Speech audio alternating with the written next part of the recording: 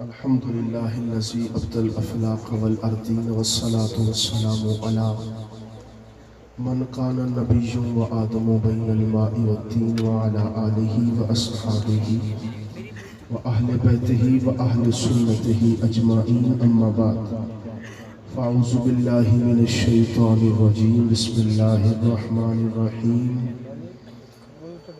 سبحان الذي أسرى بعبده صدق الله مولانا العظيم وبلغنا رسوله النبي الكريم الأمين الرؤوف الرحيم إن الله وملائكته يصلون على النبي يا أيها الذين آمنوا صلوا عليه وسلموا تسليما.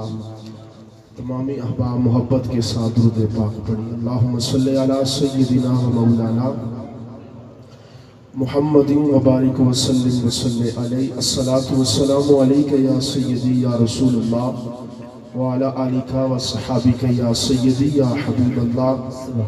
میں اچھا گمان کرتا ہوں آپ کے بارے میں کہ آپ درود پاک کثرت کے ساتھ پڑھتے ہوں گے، لیکن ایسی محفل میں جہاں خوشبوئے آل رسول موجود ہو وہاں درود پڑھنے کا مزہ ہی کچھ اور ہوتا ہے. آپ اس موقع کو غنیمت سمجھیں اور محبت کے ساتھ دو لب کھول لیں. اتنا اعلیٰ خطاب یہ اس گھرانے کی سخاوت ہے جناب، ورنہ بڑے بڑے پیروں سے قبلہ پالا پڑا ہے. سلامت رکھے. آپ سمجھ رہے ہیں میری بات؟ ایسی سخاوت کہیں نہیں ہوتی. یہ نبی کے خون کا ہی خاصہ ہے. اللہ سبحان اللہ. کیا بات. قبلہ شاہ صاحب کیونکہ میں یہاں بیٹھا ہوں، کیونکہ یہاں ہمارے بزرگوں نے ہمیں سکھایا ہے، میرے نام میں دلاور حسین لکھا ہے. میرے گاؤں کے لوگ بھی بیٹھے ہیں، آپ سب احباب کچھ جانتے ہیں کچھ نہیں جانتے تو سن لیں. میں اپنے والد گرامی اور والدہ ماجدہ الحمدللہ حیات ہے، خدا ان کو سلامت رکھے، ان کے ہاتھ اور پاؤں اس لیے بھی چومتا ہوں کہ انہوں نے میرا نام حسین رکھا ہے. یہ گھرانہ بڑا سخی ہے جی. میں جملہ کہہ کے آگے چلتا ہوں اگر آپ کو سمجھ میں آ جائے. یہ ایسا سخی گھرانہ ہے قبلہ کہ امت کے دو ٹکڑے ہونے کے طریقے کو بچاتے ہوئے امت کے مبارک پھول کو خراب ہونے کے بجائے تخت بھی دے دیا، مال بھی دے دیا.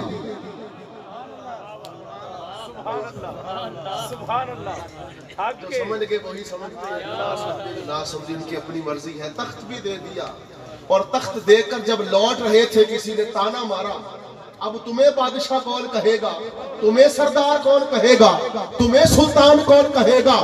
میرے امام حسن مجتبی مصطفیٰ کریم کی باغ کا وہ گلشن جس کی خوشبو سے آج بھی پوری کائنات چمک رہی ہے. آپ نے کہا لوگوں کے بادشاہت تختوں پر بیٹھ کر ہوتے ہیں. ہم اس نبی کا خون ہے جو ازل سے بھی بادشاہ تھا، آج بھی بادشاہ ہے.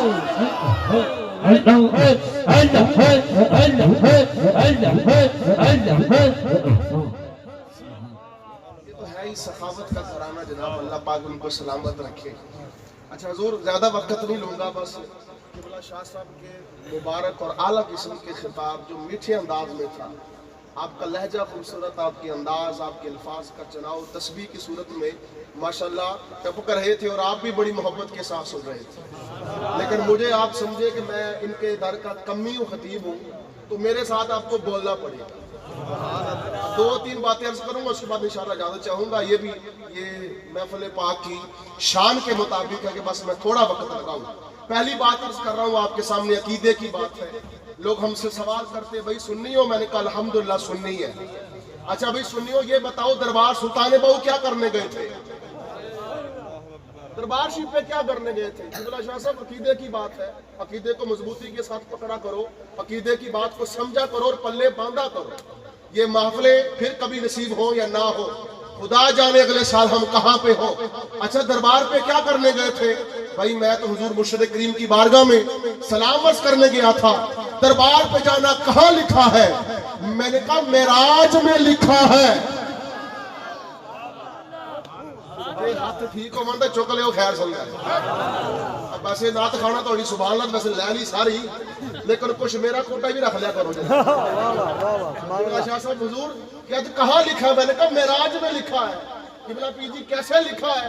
میں نے کہا میرے مصطفیٰ کریم کی سواری ابھی آپ نے شہزادہ غوث برا سے سنا، جب سرکار کی سواری نکلی تو مدینے سے بیت المقدس فوراً نہیں پہنچی، درمیان میں حضرت موسیٰ کے دربار پہ گزری ہے، حضرت موسیٰ کے دربار سے گزری ہے۔ حضرت موسیٰ کے دربار پہ رک کر سرکار نے دیکھا کہ موسیٰ پاک کیا کر رہے ہیں۔ اب اس میں دو معنی ہیں، میرے امام اہل سنت نے دونوں معنی لکھے ہیں۔ پہلا معنی نماز پڑھ رہے ہیں، دوسرا معنی محمد مصطفیٰ کو دیکھ کر درود پڑھ رہے ہیں۔ اعلیٰ حضرت کو کوئی سمجھے تو پھر ہی ہے نا جناب۔ اعلیٰ حضرت نے فتاوی رضویہ شریف میں لکھا، اللہ پاک سب کو آپ کو کعبہ شریف لے جائے، جب آپ کعبہ شریف کو دیکھیں گے نا تو جو مذاب رحمت ہے، جو رحمت کا پرنالہ ہے، کبھی اسے غور سے دیکھنا، اس کا منہ کس طرف ہے؟ عمرہ صاحب نے کیا ہوگا، ماشاءاللہ کئی لوگوں نے کیا ہوگا، غور کیجئے گا اس کا منہ کس طرف ہے؟ اس کا منہ گنبد خضرا کی طرف ہے۔ اب میرے امام فرماتے کوئی پوچھے کہ اس کا منہ اس طرف کیوں ہے، تو میرے امام نے سوال کا جواب خود دیا۔ میرے امام فرماتے جب بھی تم کسی بڑے ادارے کی تلاش میں گھر سے نکلتے ہو، تمہیں اس کا پتہ معلوم نہ ہو، گوگل میپ پہ لگاؤ یا کسی گلی محلے میں دیکھو تو اس انسٹیٹیوٹ کا، اس بڑی سے بڑی کالج یونیورسٹی کا ادارے کا نام لکھا ہوتا ہے، ساتھ تیر بنا ہوتا ہے۔ سمجھ آ رہی جناب؟ سمجھ آ رہی ہے؟ وہ تیر لگا ہوتا ہے جناب، دائیں مڑے تو اس سے آگے چوک آئے گا، اس سے بائیں مڑے تو آگے اس طرف منزل ہوگی۔ میں نے کہا خدا کا کعبہ بتا رہا ہے، تو خدا ڈھونڈنے آیا ہے، یہاں خدا نہیں ملے گا، ملنا ہے تو کعبے سے گزر مدینے پہنچ۔ سبحان اللہ، سبحان اللہ۔ کل تول کے دیکھ لو جناب، جناب یہ بات بڑی قابل غور ہے۔ آگے چلیے جناب، میرے امام نے لکھا۔ اچھا آخری بات، اس کے بعد انشاءاللہ اجازت چاہوں گا، یہ انہی کے گھر کے سامنے سبق سنانے کا ذوق ہی اپنا ہوتا ہے۔ حضور مفتی احمد یحییٰ خان نیمی صاحب فرماتے ہیں کہ جب سرکار معراج کی شب سواری پہ ہوت کر جب سدرۃ المنتہا پہ پہنچے تو سارے فرشتوں نے سدرۃ المنتہا کی پتیوں پہ ڈیرے لگا لیے۔ یہ ایک بیری کا درخت ہے، اس کے ہر پتے پر ممبر ہے، اس ممبر پر ہر فرشتہ بیٹھتا تھا اور خطیب جو تھا وہ جبریل امین تھے۔ اب سوال یہ پیدا ہوتا ہے، سارا آپ ذوق سے آپ سن رہے ہیں ماشاءاللہ، اور جناب یہ سونے پہ سہاگا سبحان اللہ کہ سادات بھی داد دے رہے ہیں۔ غور کریے گا جب گھر میں کوئی مہمان آئے تو کیا چھتوں پہ چڑھ جانا چاہیے؟ 304 کا یہ رواج ہے؟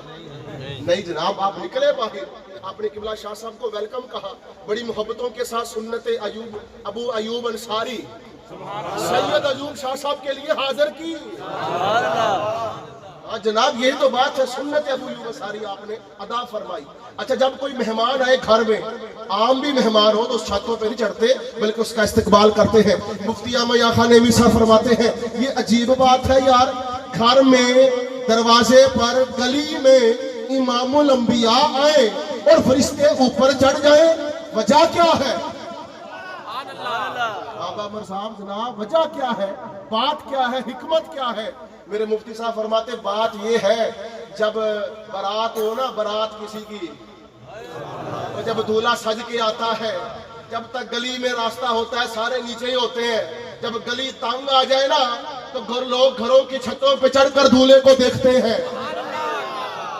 جب میرے نبی کو اپنے مبارک بستر سے فرشتوں نے اٹھایا، جبریل امین نے کافور کے مبارک ہونٹ سے میرے مصطفیٰ کریم کو اٹھایا، وہاں سے لے کر سدرۃ المنتہا تک وادی کھلی، راستہ کھلا، فرشتے ساتھ تھے، لیکن جب وہاں پر پہنچے جگہ تنگ ہوئی، فرشتوں نے چڑھ کر کہا ہم تو دولہے کو سلامی دے رہے ہیں۔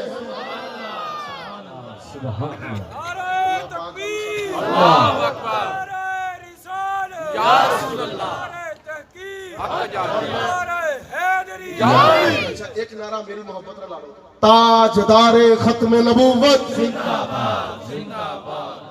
خدا تواڈے ہتھاں نوں سلامت رکھے، ہاتھ چک لو خدا دی قسم، بڑی بابرکت نعرہ جے، تاجدار ختم نبوت زندہ باد، زندہ باد، تاجدار ختم نبوت زندہ باد، زندہ باد۔ میں بات عرض کروں آپ کے سامنے انشاءاللہ، مجھے بات ختم کروں اپنے عقیدے کی۔ معراج کا سب سے پہلا مصدق اول سیدنا صدیق اکبر، اچھا یہ اتفاق نہیں ہے، یہ رب کا قانون ہے، گھر مولا علی کی بہن کا اور پہلے منوایا صدیق اکبر سے، نہیں سمجھ آئی، گھر مولا علی کا، یہ بات بڑی قابل غور ہے، صدیق سے بغض ہو علی سمجھ نہیں آتا، علی سے بغض ہو صدیق سمجھ نہیں آتا، اور جملے پہ غور کریے گا میری بات کو، رضی اللہ تعالیٰ عنہم، یہ دونوں گھی اور شکر ہیں، کوئی انہیں جدا کرنا چاہے وہ خود تو جدا ہو سکتا ہے، پر صدیق بھی بادشاہ ہے، علی پاک بھی بادشاہ ہے۔ یہ عقیدے کی بات ہے میرے حضور، یہ نقش بند پاک کا سلسلہ ہے، تو میں یہ بھی عرض کروں گا نقش بند پاک کا سلسلہ فیض صدیق اکبر سے ہوتا ہوا مولا علی کی مہر سے ہی کامیاب ہوتا ہے۔ اچھا یہ جو آپ کی ٹوپی جناب، سبحان اللہ، ایک بار دکھایا ذرا، سبحان اللہ،